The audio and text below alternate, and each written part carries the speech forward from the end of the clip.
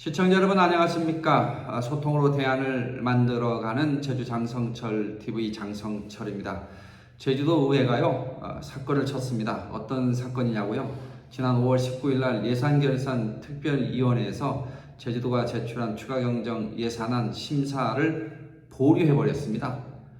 예전에는 그 본회의에서 예산안에 대해서 부결시키고 한 경우는 있지만 예산결산특별위 심사 과정에서 심사 자체를 보류한 것이 초유의 사태이기 때문에 그 파장이 만만치 않을 것이다, 이런 생각이 듭니다. 이번에 추가 경정 예산을 놓고 제주도와 제주도의회 사이에 그 불꽃 튀는 그 정책 논쟁이 있었는데요. 본 예산에서, 그러니까 지난 본 예산에서 예산이 통과되는 과정에 집행부에서 조건부 동의를 하거나 부동의했던 그런 사업들이 있는데, 이런 부분들은 이번에 전부 삭감시켜서 추가 경정 예산안을 편성을 했기 때문에 도의원들의 불만이 좀 많이 컸다, 이렇게 알려지고 있습니다. 추가 경정 예산안을 받아본 도의원들 입장에서는 본인들이 요구했던 사업들이 무참하게 잘려나갔기 때문에 감정이 좋을 수가 없고, 또 그러나 또 오영훈 지사나 제주도청 간부들 입장에서는 예산에 대한 어떤 원칙이 지켜져야 한다, 이런 측면에서 보면 예산 편성의 기준을 그렇게 정한 것도 무리는 아니다, 이런 생각이 듭니다. 특히 본 예산에서 도지사가 사안별로 조건부 동의하거나 부동의한 이런 사업에 대해서 제주도 지사 직속의 보조금 심의위원회가 있는데요. 여기서 다시 한번 심의를 해보니 사업의 타당성이나 이런 것들이 부족하기 때문에 예산 편성을 해서는 안 된다, 예산을 집행해서는 안 된다, 이런 결정이 내려진 그런 사업들에 대해서 이번에 전부 삭제를 했다, 삭감을 했다, 편성하지 않았다, 이렇게 된 거거든요. 또 이 과정에서 제주도가 도의원들한테 그동안의 관행에서 벗어난 어떤 면에서는 좀 혁신적이고 개혁적인 조치를 한 게 있는데, 그게 뭐냐 하면 예산 증액 사업 목록을 제출해 달라, 이렇게 요구했습니다. 도의회 예산 증액 사업 목록을 제출해 달라고 한 것은 집행부에서는 나름대로 그 사업이 타당성이 있다면 예산 편성에 집행부 차원에서 반영해서 예산 편성을 하겠다, 이런 의지의 표시도 되는 건데요. 도의회는 이 건건별로 동의나 부동의 의견을 집행부에서 내겠다, 이렇게 해석이 돼서 굉장히 감정적으로 불쾌했던 그런 것으로 이렇게 알려지고 있습니다. 의회의 자존심을 긁은 것이 아니냐, 이런 볼멘 소리까지 나오고 있는데요.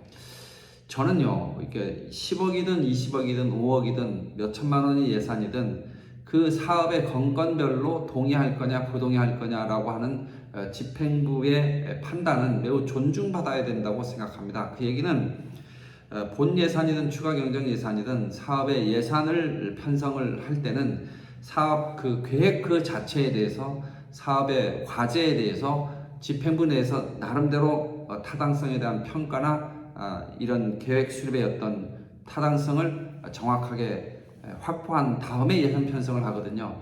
그런데 도의 의원들이 요청하는 사업이라고 해서 그런 사업 계획의 타당성에 대한 논의나 평가 절차를 거치지 않고 무조건 예산 편성을 하고 집행을 하는 것은 문제가 있다. 그렇기 때문에 건건별로 동의하거나 부동의하겠다 하는 제주도청의 간부 공무원들이나 오영훈 도지사의 입장은 전 충분히 타당성이 있는 굉장히 올바른 그런 판단이라고 생각합니다.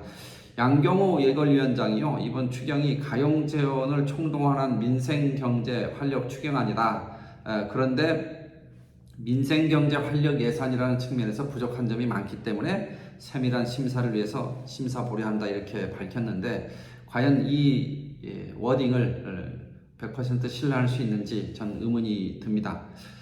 제주도가 제출한 추가 경정 예산은 앞으로 6월 임시회에서 다뤄질 수도 있는데요. 저는 이 시점에서 오영훈 도지사가 좀 더 원칙 있게 예산 편성 그리고 심의 의결과 관련된 절차들을 밀고 나가야 된다 생각을 합니다.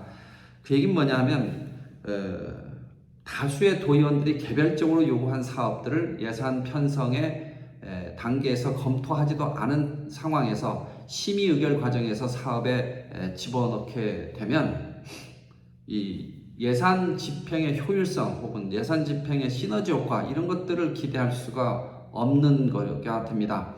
제주도 전체의 관점에서 이 지역에 들어서고 있는 이 인프라 시설이 그 인접 지역에도 또 들어서는 그런 경우도 있을 수 있는 거군요. 또 중복 투자라고 하는 그런 측면들이 간과될 수 있는 그런 위험이 있습니다. 그렇기 때문에 제주도 의원들이 개별적으로 요구한 사업에 대해서 예산 편성의 구체적인 심의 평가 절차를 거치지 않고 사업 예산의 심의 의결 과정에서 동의 절차를 받아서 집어넣는 그런 관행은 이제 좀 개혁돼야 되지 않겠느냐, 저는 그렇게 생각을 합니다. 그런 측면에서 오영훈 도지사가 예산 편성의 권한을 집행부가 갖고 있고 그 갖고 있는 예산 편성의 권한의 취지를 충분히 살리고 또 도의회가 갖고 있는 심의 의결권의 그 권한을 충분히 잘 반영을 해서 예산 편성의 단계에서부터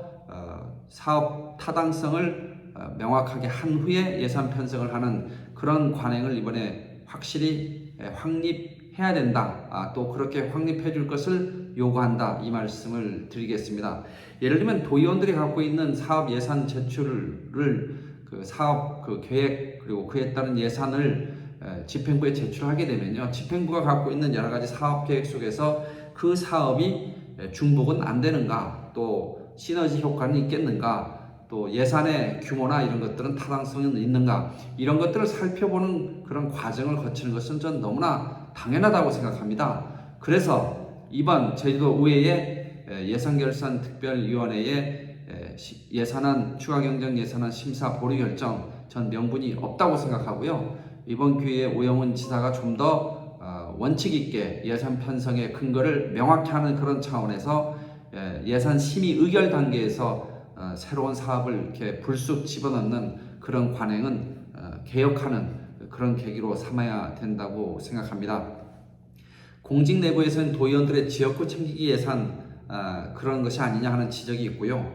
또 의회에서는 민생이 아닌 도지사 공약을 위한 도청 예산이 아니냐 이런 불만이 쏟아지고 있는데, 이걸 절충을 한다면 도의원들이 갖고 있는 지역구 민원 사업들을요, 집행부에 사전에 주고 집행부에서 정확하게 이에 대해서 타당성을 평가한 후에 예산 편성을 집행부 차원에서 집어넣고 그리고 나서 도의회에서 심의 의결할 때 동의를 받는 그런 관행들이 전 만들어지는 것이 맞다. 그것이 또 예산의 원칙이다. 이 말씀을 드리면서 오영훈 지사 끝까지 원칙대로 밀고 나갈 것을 요구합니다. 감사합니다.